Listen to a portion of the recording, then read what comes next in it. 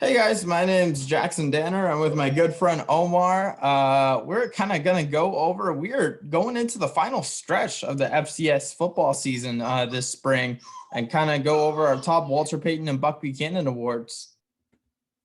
Yeah, I'm very excited. It's kind of gone by quick now that I think about it, but It really really, has. It's been flying by, it feels like. yeah, for sure. And like now, before we know it, we're in the heat of like the playoff race, and I kind of like this better.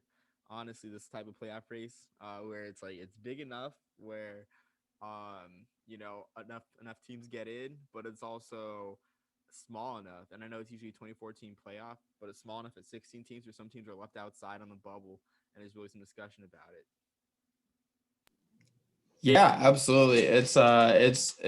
Like you said, not too big, not too small. So, who are your top four guys for the Walter Payton Award? Which, if you don't already know, goes to the top offensive player in the FCS. Kind of a Heisman, so to speak, for the offense. Who's your top four right now? Yeah, so we're changing it up a bit. We're going with our since we're on the home stretch, we're going with our top four folks for the award. So my top four, I still got Schmidt on top, really, and I think that's like his stats aren't the best. He's only played 3 games.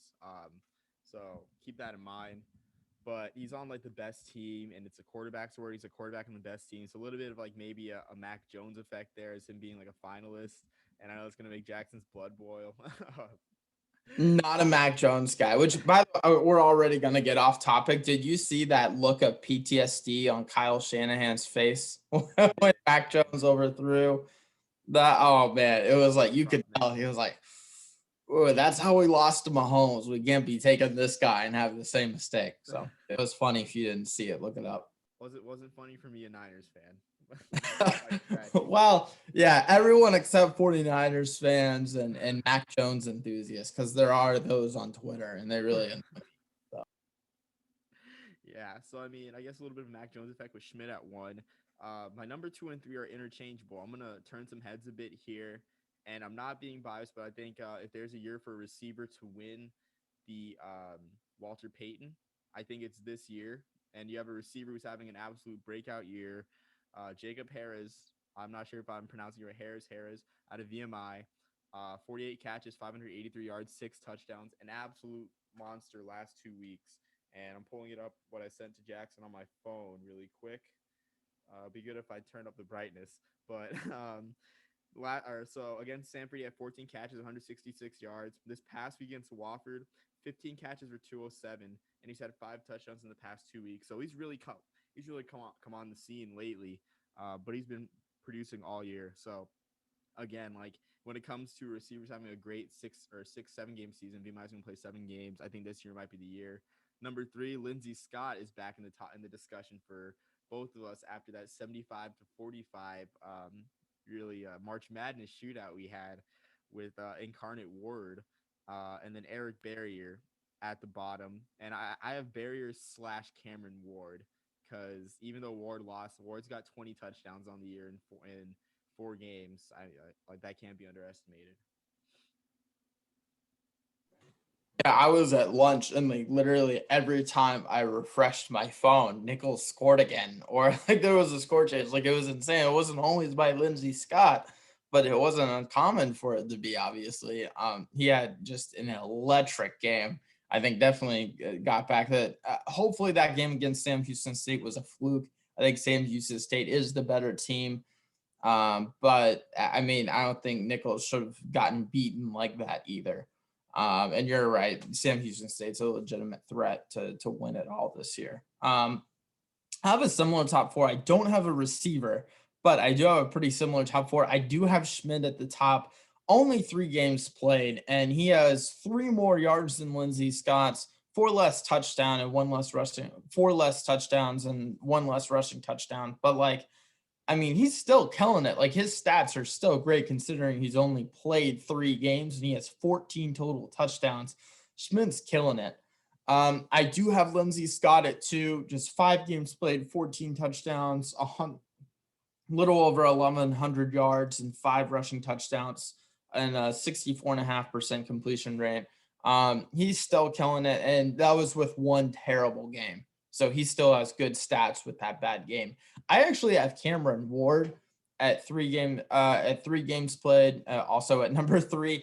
The main reason I have him, I kind of want to give the edge to my 4th guy. I think he's probably played better, but Cameron Ward is a quarterback, and this is for the most part a quarterback award. So I am going to go with Cameron Ward, the quarterback of Incarnate Word.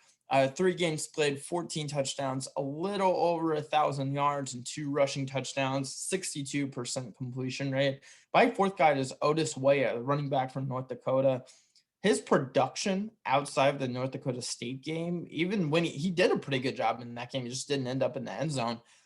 In 5 games played, 570 yards and 7 touchdowns, 46 carries. Like, he's still been doing really well.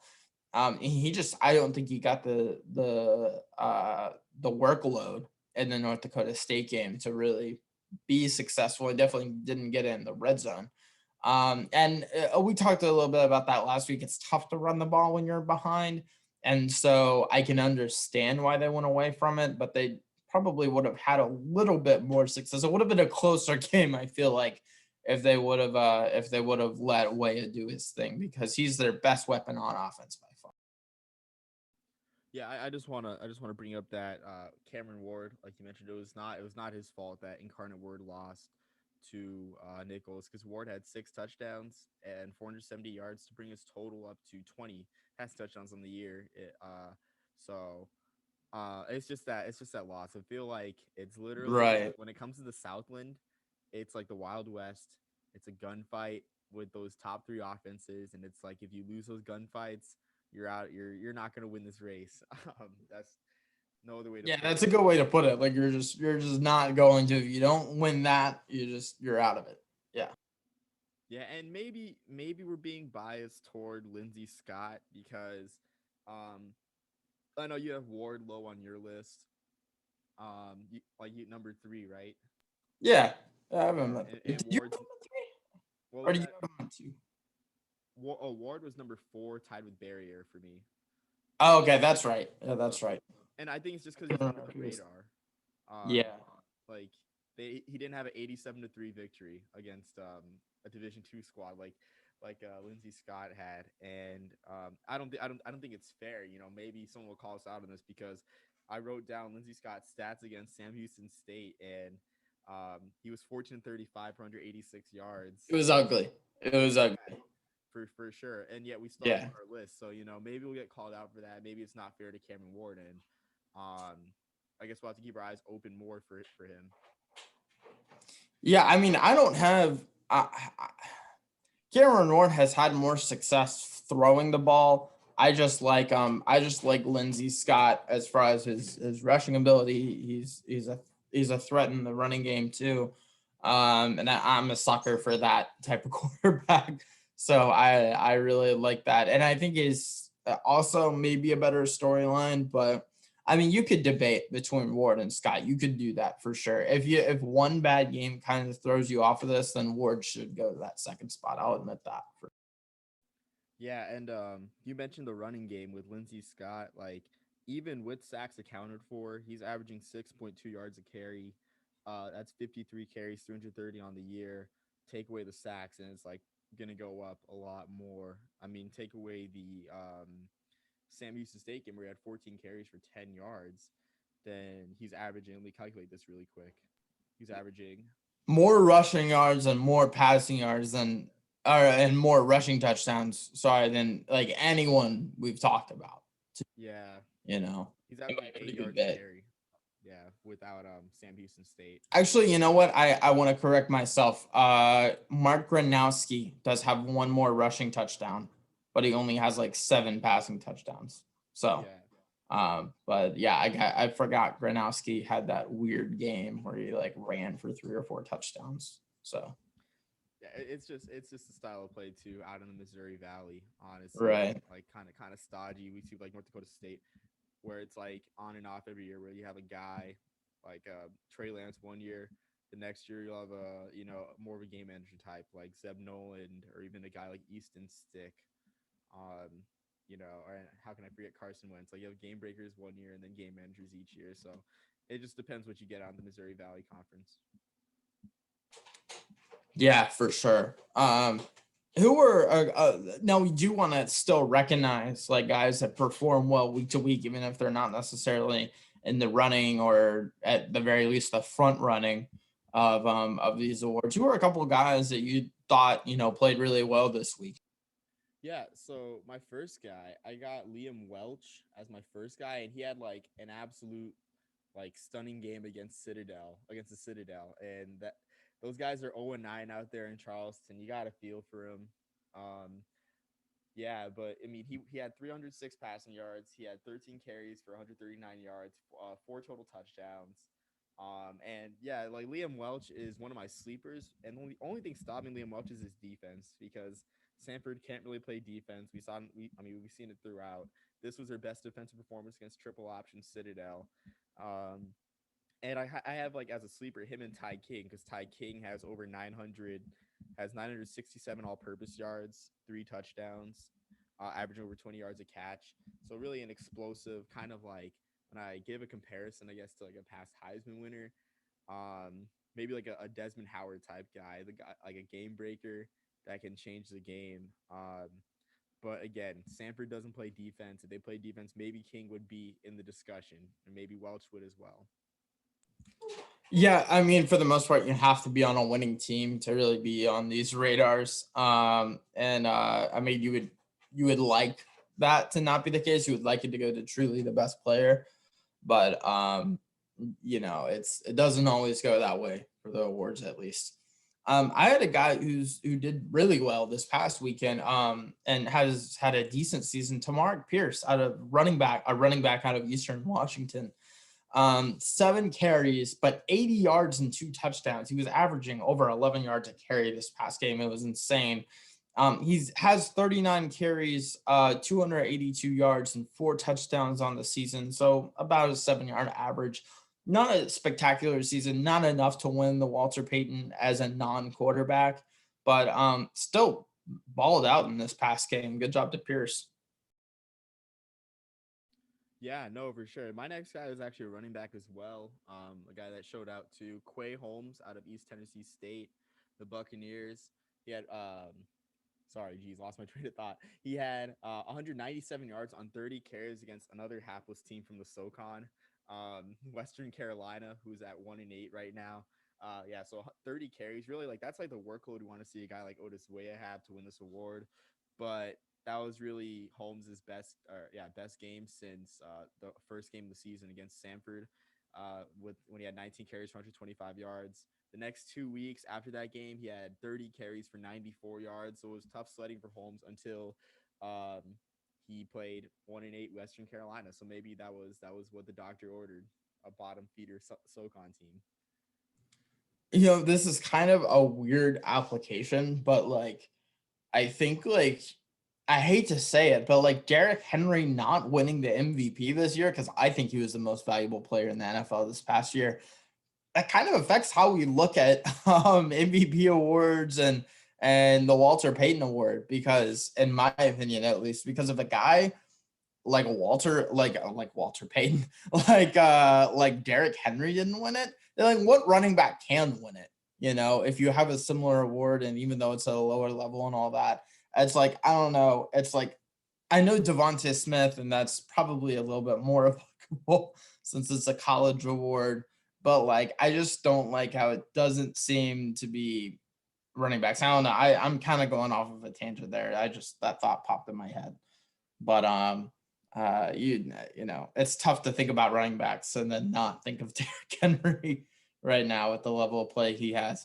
So another guy I have is Cody Wilstead, the quarterback from Dixie State. 5 games played, 10 touchdowns, and his yards were pretty good. He's averaging in the upper 200s, low to mid 300s. He had a 79-yard game though, and that leaves a bad taste in your mouth, for sure. The reason I want to bring him up though is his past game. He had 5 touchdowns. So ever since that 79-yard game, which was his third game in the 5 games played, he had a 2-touchdown game and a 5-touchdown game. So he was clearly improving. I don't think it's enough to win him the award, but he's definitely anytime you throw for 5 touchdowns, that's insane. So I just wanted to bring him up. Yeah, and Division two teams are getting the worst of it in this spring season. They played against Fort Lewis in this past weekend. They beat Dixie State beat Fort Lewis 60-0. Wilstead again had a great game. I think it's hard for a guy like Wilstead to get on the radar for these rankings as a FCS independent this spring. Maybe things will change once they join the WAC. Once the WAC comes back, that'll be fun. But yeah, for sure, like Wilstead having a nice year, and he's played honestly a lot more game. Well, not a lot, but more games than a lot of schools have. Dixie State's done a good job scheduling and just getting those games played in relation to a lot of teams. Benefit of being an independent, I feel like, for sure. Yeah, competition has been the best because they played like probably like three Division two teams, and like probably Hey, more it's actually. better than sitting on the couch on Saturday. Yeah, that's true. Yeah, just ask Tarleton State, man. They're doing the same thing too, playing those Division two schools, and doing a good job at it too. Um, yeah, so I guess segueing to my next guy, or it's two guys. We had an interesting quarterback duel, not a conventional quarterback duel for the Ram Crusader Cup, between Holy Cross and Fordham. On one end, you had Tim DeMorat out of Fordham. I think he was when in the podcast I did with Sam Basil, A10 Talk, previewing the game. He was, I think, the Patriot League, I guess, preseason player of the year, something like that. But whatever he was, he showed out because he had 440 passing yards, 44 rushing yards. Unfortunately, or I guess fortunately, Fordham lost to Holy Cross that weekend, this past weekend. And Holy Cross had some quarterback troubles. Is Connor Deeganhart, as I put on my Instagram story. Great value Trevor Lawrence with the locks of hair. He only had 37 passing yards, so they benched Deeganhart. They put in Matt Sluka, and this is my other guy who had 12 carries for 145 yards rushing and sparked the Holy Cross offense. So a bit of for those of you Mac fans watching this, Sluka kind of reminds me a bit of Jordan Lynch back in the day for Northern Illinois, just like that guy that's like absolutely explosive running the ball. Maybe even like a Denard Robinson as well with that high yards of carry. So a little bit of a quarterback controversy for Holy Cross. We'll see what happens. And Demorat as well, proving to be one of the best quarterbacks in the Patriot League for Fordham. Yeah, absolutely. Something to keep an eye on. And as a quarterback, it's probably a little bit easier to get on the radar at this point in the season too. For sure. I'll go ahead and lead in with my Buck Buchanan top four, if that works good with you. I'll go ahead and go. My first guy is Jack McDonald, a linebacker out of Austin P. And 5 games played, he has been flying. 40 tackles, 8.5 tackles for loss, 2.5 which were sacks, a pick 6, and 2 forced fumbles. He's having an impact all over the field and consistently playing really well. So great job to Jack McDonald. My next guy is Mike Green, a defensive lineman from James Madison. In 4 games played, he has 12 tackles, but 7.5 tackles for loss, 2 of which were sacks. So he's having a great year so far, and James Madison in general is having a pretty good year too. My next guy, and I want to talk about this with you, Jamani Crane, the defensive lineman out of Jackson State. 4 games played, 15 tackles, 4 tackles for loss, and a scoop and score. The main reason I have him is because I think he's like the third most likely to win it, because he had arguably the most memorable play of the season, where Dion talks about at halftime, like, you need to, someone go get the ball, someone go score on defense, and I mean, Dion's a defensive guy. And Jamani Crane does the little Dion shuffle into the end zone with like 30 seconds left in the game. It's already sealed up. But that's stuck in your head. And he also hasn't had a bad season. So it just makes you think that, maybe he could actually win this thing. And this is a front 7 award. Next, I have Malaki, linebacker from Dixie State. In 4 games played, just flying all over the field, 39 tackles, 3.5 tackles for loss. It doesn't have an interception, none of that, but his production and tackling, and just 1 less tackle than Jack McDonald, my front runner, and 1 less game. He has 20 solo, which is higher than anyone that's on my radar, quite possibly in the whole FCS. Just his production, just wrapping it up, he's just been phenomenal this year.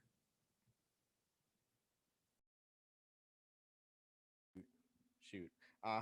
Yeah, so I have a completely different top four, and I just think that's like the scope of this league, where it's like of this season where you don't really have like a landmark defensive player like I talked about like last week, like a linebacker that everyone sort of rallies around, is high profile, like a Tyler Matakevich, a Scooby Wright, or a defensive back that has caught the eyes of the country, whether it was like Desmond King in 2015 with Iowa on that Rose Bowl team.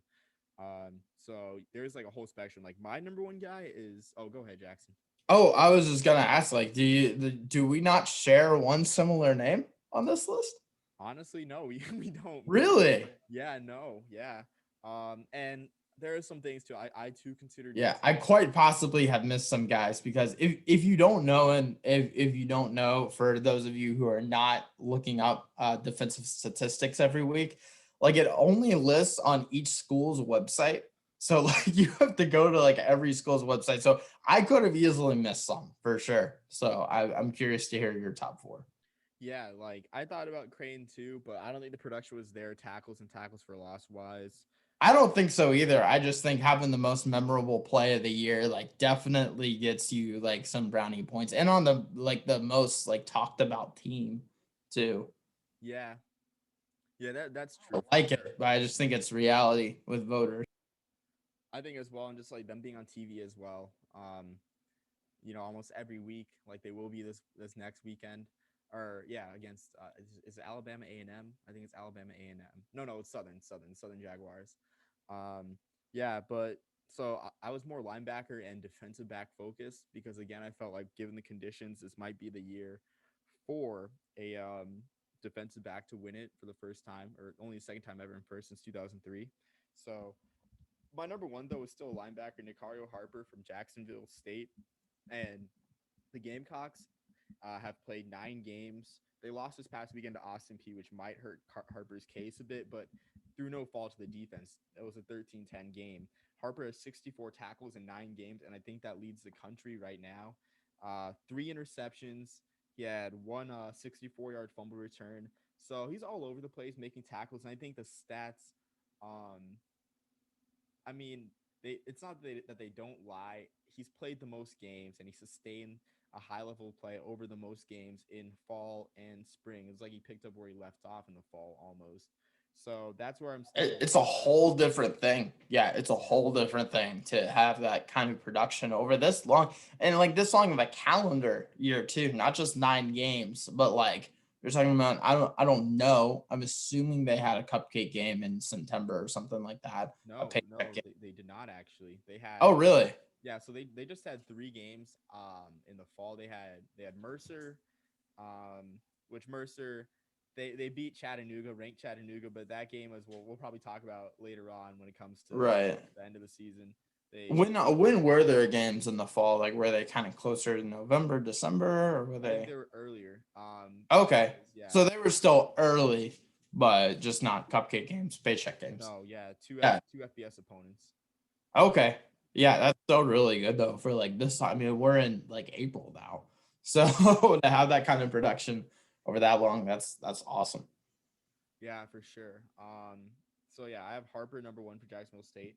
Number two, I have Chris Edmonds from Samford, and this guy, if there is a D back to win it, I'd say Edmonds might be the guy because he's got 37 tackles, 2.5 tackles for a loss, 4 interceptions for the Bulldogs. And when I say they don't play defense, it's not through Edmonds' fault because Edmonds is, he's a ball hawking safety. He's in the mix with the tackles for loss, and the stats are there. Number three, I got Connor Riddle for VMI, and what's hurt Riddle would be number one for me over Harper if VMI hadn't slipped up the past 2 weeks on defense, but he still has 5 sacks, 9.5 tackles for a loss, 1 interception, 46 tackles.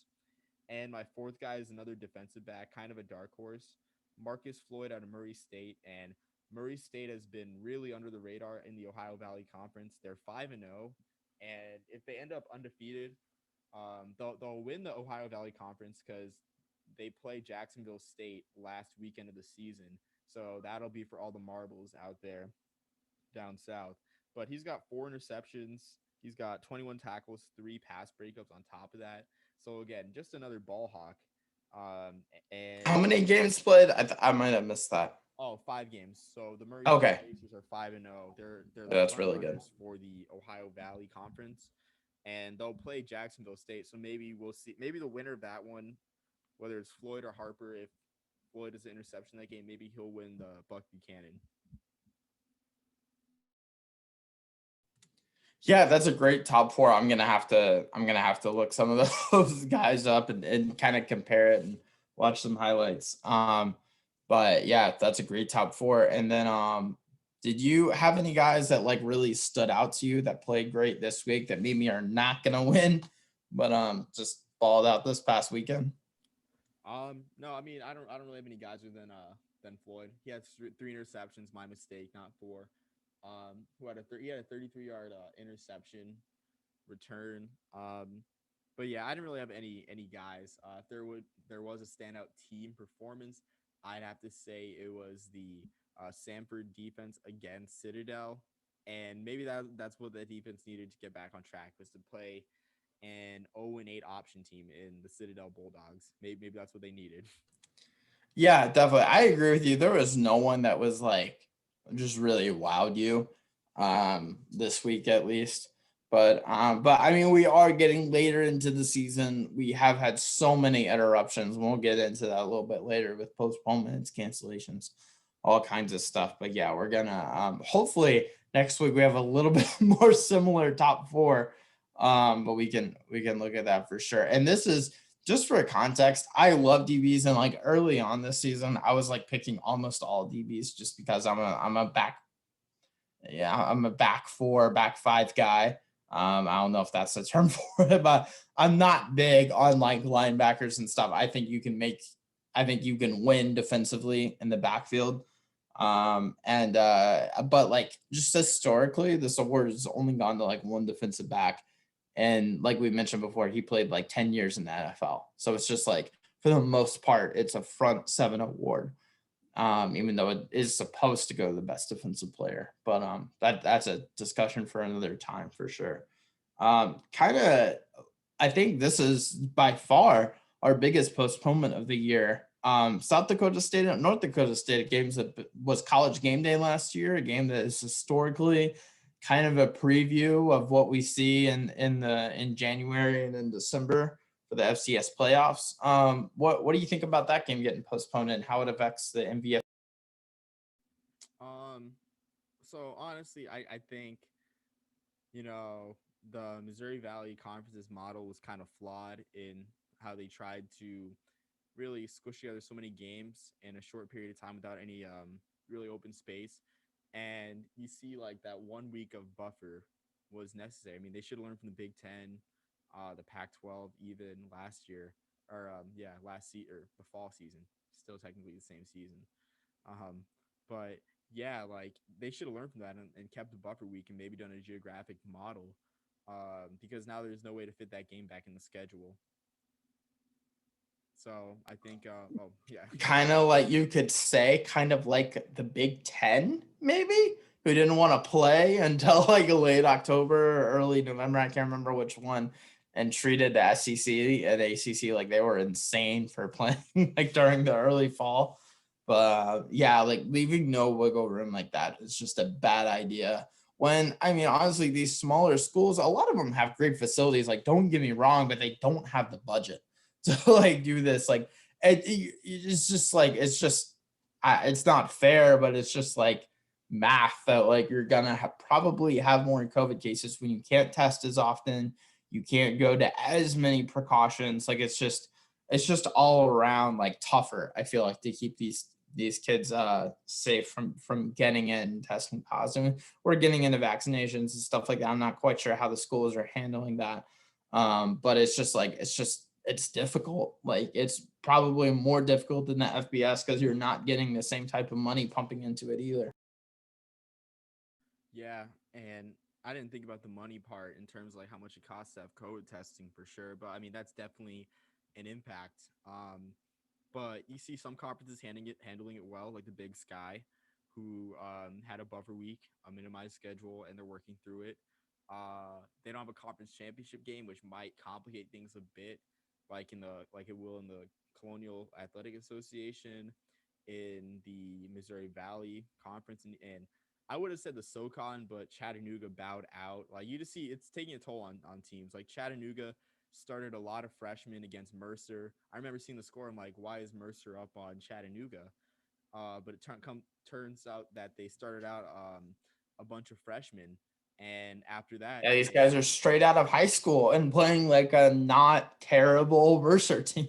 yeah, exactly, and yeah, and then after that, they opted out of their season. Like, so it was like the writing was on the wall. So like this season's taking a toll on a lot of teams, and maybe it's not what they intended. I know it's definitely not what FCS conferences intended when they postponed to the spring. But yeah, like we'll just have to. I think I think FCS is limping in the end, honestly. It, and I'd hate to say it, but I think we might have a I guess a no contest in the playoffs. I feel like that might happen where like a team gets COVID and they can't play, like we saw. We saw it happen on March Madness, March like Madness. with Oregon and VCU. I think it was. Yeah, I mean, I wouldn't be surprised.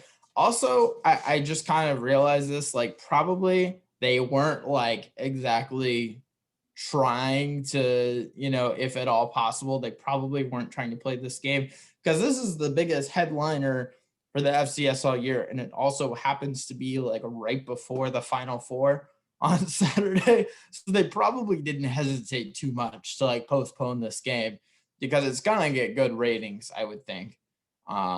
And I'm not sure if it was going to be on ESPN Plus or ESPNU or one of those. But they probably didn't hesitate too much, considering it would conflict with what the average sports fan will probably be watching Saturday. Yeah, I mean, shoot, I'll be honest. Like, I'm gonna start following baseball. Today's opening day. Opening day on April 1st. Hopefully, this will turn the country around. We'll see, but yeah, like, there are still games on the slate, but it's beginning to look kind of sad and kind of ugly. Yeah, no, it is starting to look rough, but hopefully we can get through the postseason. We haven't had good luck with spring football the past 2 years, not related. Or I guess last year was kind of related to COVID, but The Rock can bring us back. Um, but the AAF was kind of rough. So hopefully we can actually get through like a legitimate playoffs, and that would be awesome to see that. So yeah, but what are some of your games to watch this weekend? So I got a few games to watch. I would have said the rivalry Lafayette Lehigh would have been the game to watch, but that's next week. And it's kind of good. I guess it's how God intended it to be, with Lafayette and Lehigh ending on a final week of Patriot League play before the championship game. But I'm going to start off 3 p.m. Eastern on the West Coast Conference Network, and that's on Stadium's page. For those of you that know about Stadium, actually, no, it's on the conference's page. Actually, this we broadcast it on. Not really associated with Stadium, but San Diego has a 40 game conference winning streak in the Pioneer Football League, but they've kind of been limping through their opponents. Week 1, we mentioned that Drake game where they allowed 25 yards of offense but only won 13-10. The next week they beat a Butler team that was 1-11 or 1-10 the previous year. They only beat them 27-13, and that was a one-score game in the fourth quarter. This past weekend against Presbyterian, a scrappy Blue Hose team from South Carolina, they beat them 24-21. Presbyterian took them down to the wire. This week, I think this is the most real chance this year for the winning streak to fall.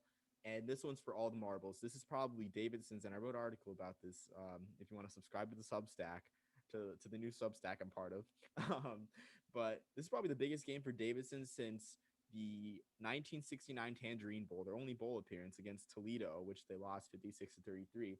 Or if you like international football, the 1994 Bermuda Bowl against Sewanee, where they played in Bermuda, which is cool. But this Davidson team, they run option. They have a nice downhill running game.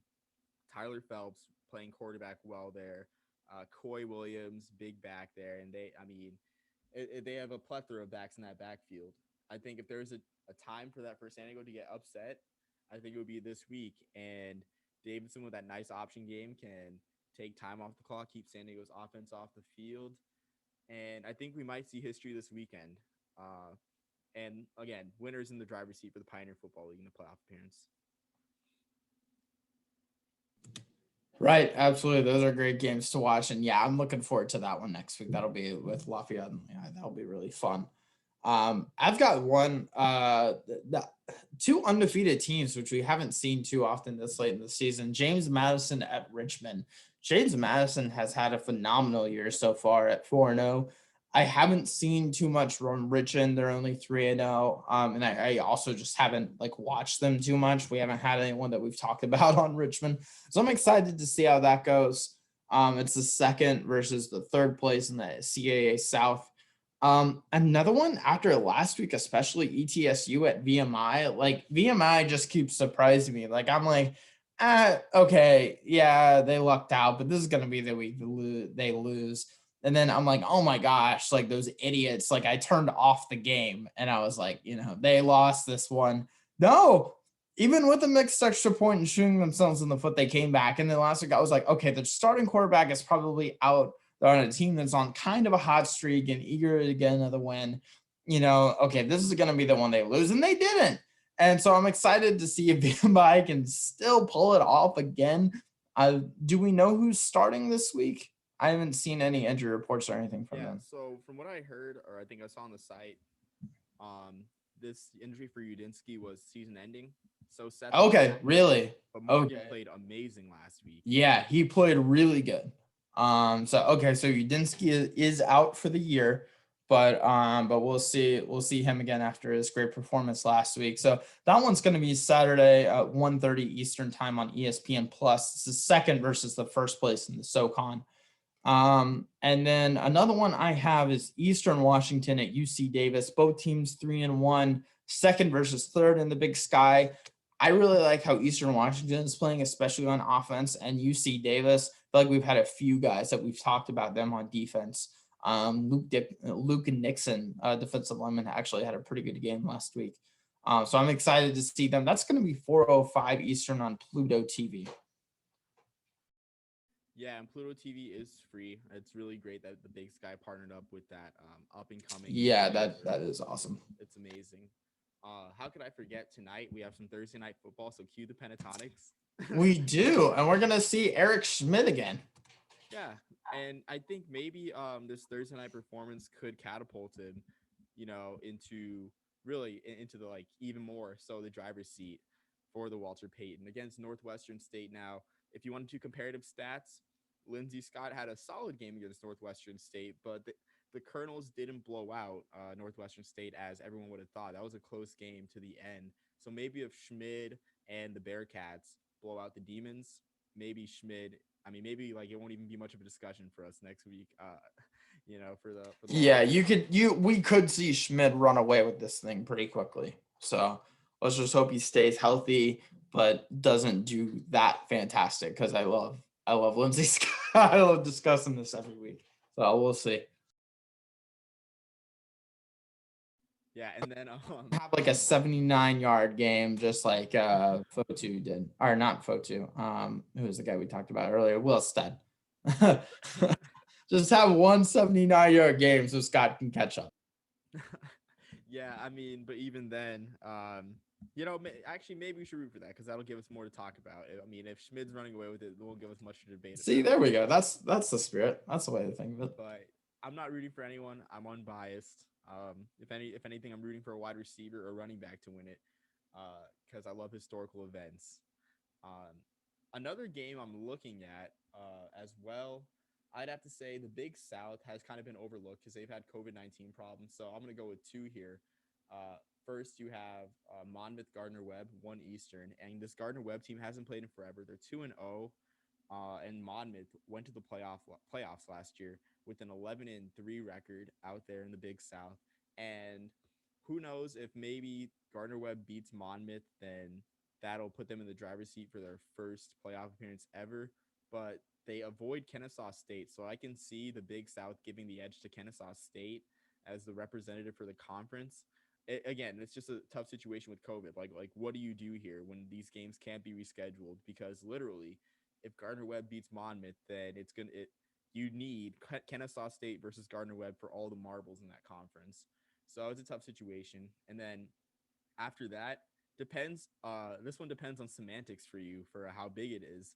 But Bucknell has a chance to clinch the Patriot League South Division, and if you consider championship games, conference championships, to be postseason games, then yes, they would clinch their first postseason appearance since 1930, since the 1936 Orange Bowl. Hey, that counts. That counts. Yeah, I mean it counts.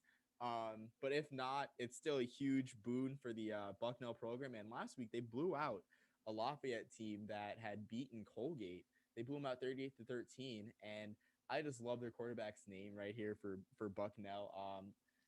I saw the last name of the ESPN app, Biddikofer. It's a fun name. I'm sorry, I'm gonna pull up the pronunciation, but Logan Biddikofer had a great game out there for Bucknell. He had 183 yards, 2 touchdowns, and maybe the Bison can beat Lehigh. I mean, Lehigh lost 20-3 to Holy Cross. That is the only game they have played because the Patriot League has had many COVID problems. So again, be there for history. ESPN Plus, 12 o'clock. Yeah, that's a great game to keep an eye on. I'm excited for all of these. Not only do we have some great basketball in the Final Four, I'm not a baseball guy. I'm guessing there's baseball on Saturday too. And then, of course, some great football, which always takes precedent, at least in my place. So, yeah, I'm excited for that. And still going to be missing FCF, but we'll see it next year, I'm sure. So, I guess one last wrap-up question. Have you fallen for any April Fool's jokes yet? Because I have. I fell for two. I saw a way too early top 25. I don't know if you follow Kyle Umlaw on Twitter. I think I do. It had A&M at number 1. What caught my eye was Liberty at number 8, and I'm like, "Are you serious?" And I clicked. No, I did not see that. That's hilarious. I got fooled, and then apparently, like, one of the A10 blogs that I follow, A10 Talk, posted that the conference is gonna have a special announcement. I'm like, "Oh, that's pretty insane." And then the announcement came, and I'm like, "This is so fake." But I didn't even. It was like the Atlantic 10 was bringing back football, and I'm like, "That's not happening." Like, that's not happening. Yeah. Man, I got woken up at like 3 a.m. by a certain dog that lives in this apartment. And so it was like the middle of the night. I wasn't thinking about April Fools. And so I just went on my phone real quick. And the first thing that popped up on my Instagram was that Deshaun Watson got traded to the Lions for Jared Goff and 2 first-round picks. I was like, oh my gosh, like this is crazy. And then sure enough, I realized like after like 15 seconds that it was an April Fool's joke. But I did fall for that, and I was like freaking out, and I sent it to my friend who is a Texans fan, but I don't think he was up that early, so I think it's okay. But hopefully I didn't give him a heart attack. But yeah, so just be on the lookout for that. Yeah. So, and enjoy some good football tonight. Yeah, for sure. And root for Bucknell because there's a lot at stake for me. You just said you weren't biased. I'm just saying. You just said you weren't rooting for anyone. I'm not biased, but it's an omen. If Bucknell makes a postseason, it's an omen for me, Jackson. Just trust me. Okay. All right. Fair enough. I'm not rooting for anyone. I'm not biased, but pull for Bucknell. Fine. I'll openly pull against Schmid then. So. No, I'm just saying. If a team makes a postseason for the first time in 85 years, then I think that's a big deal for a girlfriend. You just never know. Like crazy things have happened. Yeah. But I think it's best we close this episode. Yeah. Jackson has nothing else to say. I don't. All right. No, I'm good. So, all right, until next time. We're like closing in. Like this is the final stretch before the NFL draft too. So this is like a very big stretch of football. This last month, we've got a lot going on between the FCS, the NFL draft. I would love to maybe in a couple of episodes, like we should go over some of these FCS prospects, like Cade Johnson mostly. Some of these FCS prospects. So hopefully be playing on Sundays too. That's more you, man, because I'm not a huge like NFL guy. I don't know what NFL like if a guy has good stats, I think he's good to play. But yeah, Yeah, that's that's more My appealing. my draft Word doc that I like have every year is at like 29 pages so far. So I'm doing okay on prep, but Control F is like my life on that Saturday. So Yeah, so I mean, until next time, maybe look for those prospects for us and enjoy the plethora of sports that we have this weekend because, last year we weren't in this position. yeah. And, Yeah, we would have loved this. We were watching Big Cat playing as Doug's. That's how desperate we were. exactly. Yeah, exactly. So until next time, peace, love, and soul.